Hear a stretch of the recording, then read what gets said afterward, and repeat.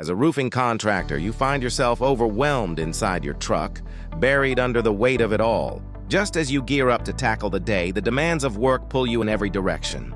You climb roofs, measure shingles, chat with homeowners, and sift through endless paperwork. Yet, at the end of it all, frustration settles in when it's time to post on social media. What should you share? When's the right time? How do you even get noticed? It feels like social media is an entire job in itself. But you shouldn't have to tackle these challenges alone. That's why we created our Roofer's Guide to help you understand why homeowners choose one contractor over another. Simplify your work and let your expertise shine.